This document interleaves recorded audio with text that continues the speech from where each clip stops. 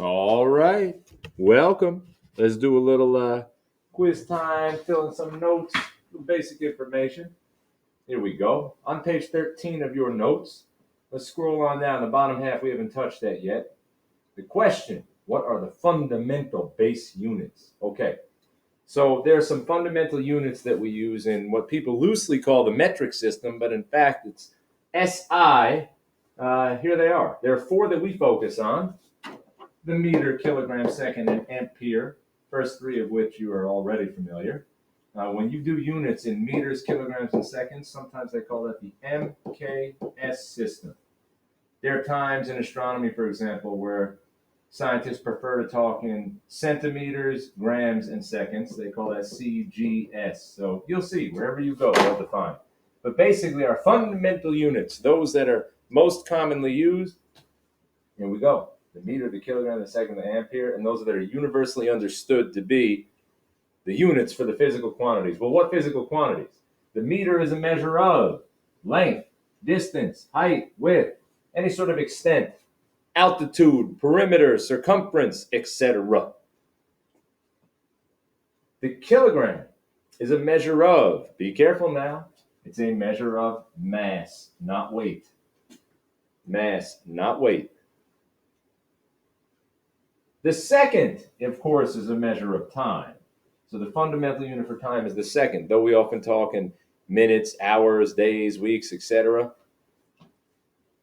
Second is our fundamental unit. The ampere is a measure of current. That's electron flow. That's the electricity. We'll get to that later on in the course. Now, Kelvin. Well, Kelvin you should know. That's a measure of temperature. You did that one in chem. The mole, when you hear it, you'll say, oh, that makes sense. But the mole actually is a measure of amount. And finally, the candela, which sounds like what it is, a candle, it's a measure of luminosity or brightness. So in this course, these four will be of concern. Down here, it's good to know the full seven. However, we don't really focus on those in this course. A nice extra credit over here. Put this in Google Slides. Put together something nice. Present how the first four fundamental units, the meter, kilogram, second, ampere, one way they are currently, actually how they are currently defined, and one way they were historically defined. This actually is a very rich topic. Some of you may think the history of science sounds like a boring topic, but it's actually fantastic. It tells us so much about where we've been, where we've come, where we are, etc.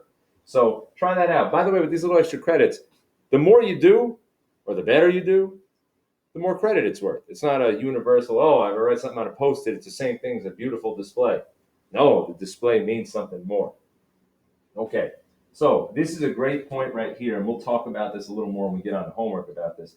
Every physical quantity in this course is measured according to one or a combination of these fundamental units. Actually, it's going to be these four up here.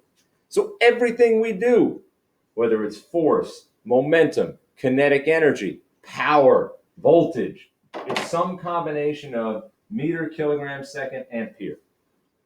Now, it doesn't have to have all four, but some combination of them multiplied, divided, squared, square root, whatever. Okay, list 5 different magnitudes. This is a very easy question, but I give it to you because sometimes you get uncomfortable. Oh, wait a minute. What is it that a magnitude is referring to? Okay, so 5 different magnitudes. Magnitude is just like math has values, we have magnitudes. It's just a number with a unit. That's all. I'll put 2 of them in here, and you can do the rest. Magnitudes. How about 6 meters? Sure. How about 42 liters? You can come up with a few others there yourself. That's not a tough thing. So never, ever, ever, ever leave your unit list, your naked numbers. No naked numbers. You always have to have a unit on there. The only exceptions in this course will be ratios. Ratio is when you divide one quantity of the same sort by one of another of the same. Let me say that again. When you take one physical quantity and divide it by another physical quantity of the same sort, like a force divided by another force, the units will cancel.